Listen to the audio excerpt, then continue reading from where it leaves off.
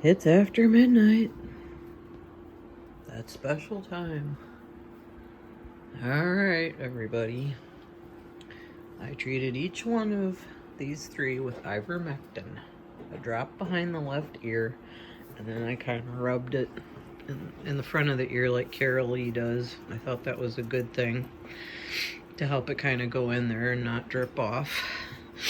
I did a practice drop before I did it. I loaded each dose and took out the syringe between each piggy so I wouldn't have to be fighting with it.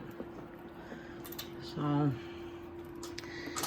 and what finally made me get over my fear was I thought, okay, it's been a month since these boys have had Revolution, and Marmalade was still scratching and scratching. So let's hope it works. Somebody remind me now. They get ivermectin one drop if they don't have anything every 3 months. I'll have to check that out again. But if they have something, then they have to have it. I'll look it up. That's Marm. That's Clyde. And that's Puddles. Now, you're aware that Moon Pie's been crying because, yeah, sweetie, not anymore, because Maple was beating him up. And so I came to my husband with the problem, after, of course, struggling with another cage that I brought up from the basement myself. And I was going to put it over here. And he came over and said, wait, tell me what you need to do. And I told him the problem. And he said, well, we can put up a grate. I'll measure. And Maple can have 1/3 of the cage, and Sherman and Moon Pie can have 2/3 of the cage. And that way, he won't get bullied. And maybe after a couple days of being separated, Maple will decide that, gee, maybe bullying my brother isn't such a great idea. And it's been wonderful. I didn't realize how many times I was running over here comforting Moon Pie and taking him out. And see how he runs from Maple?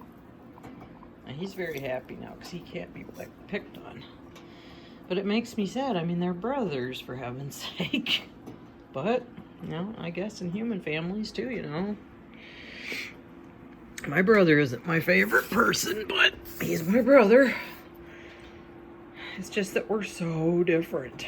We're so different. I can't believe we came from the same parents, you know. And there's Ollie. And you really can't see Mud Pie, but he's there. And Sugar and Spice. Johnny! Yeah, so I tried the ivermectin. We separated Maple with the help of my husband. He's a good man. Hi, George. Hi, George. Hey, George. Hi, Freddie. Look at him. Oh, Freddie. Yeah. I gave them another water bottle, because I thought they were fighting over the water bottle. Sparky is in a mood. He's chasing Gus. Would you believe that Sparky's the dominant one in that relationship? Right, Johnny. How's everybody else? My two older boys they've been hanging out more. I have this feeling that one might be passing soon. I hope I'm wrong, but well. And then Parsley and Milo. What, Johnny? You gonna come with me? Okay. Thanks, Johnny. Now, in this bigger cage, I've got baby Buttercup and Princess. And, Ivy will be getting a bigger cage, but right now, as she is new, this is honestly true. When they're new, they feel better in a smaller cage. It's like they're not so exposed. It's honestly true if there's just one of them now. I would never have more than one guinea pig in this cage. And we have measured the square footage of all the cages we have left, and this has got the most room. Right, Johnny? So, that's my little nightlight. It's It's a kitty. See? It's a kitty with leaves on it. I found it at Goodwill. Right, Johnny? Yeah. I'm excited for Goodwill to open up again when it will. Our governor in Wisconsin said that some retail stores will be allowed to open if they're not in a mall, you know, if they're on their own or if they're in a strip mall.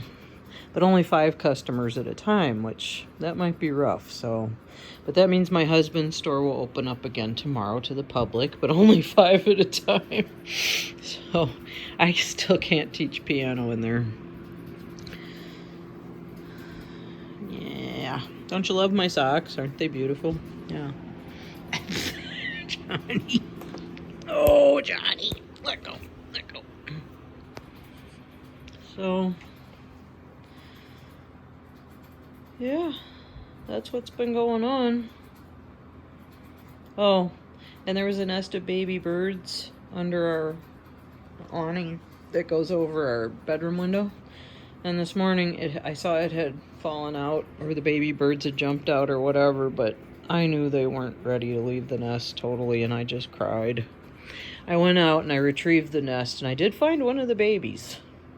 And I had gloves on, and I put the baby back in the nest, and he hopped out and, like, flew back into the bushes. Not really high, but he flew. And I was like, hey, dude, you're not ready to get out of the nest yet. So I got a hanging basket. And I put hay in it, and then I put the nest in there. And I put him in there, and the darn thing hopped out again. And I thought, well, I really couldn't do anything more.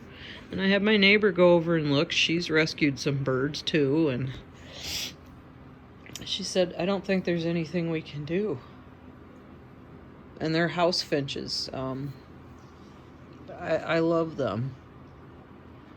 So, but I'm glad it wasn't a robin's nest. I really like robins. So, it was a strange day, you know, trying to save that little bird, separating Maple, getting over my fear of ivermectin. It's kind of funny, isn't it? Quarantine has really changed us all, I know. So, just gotta keep hanging in there. Right, Johnny? Yeah. Okay, everybody. Bye. Paw prayers.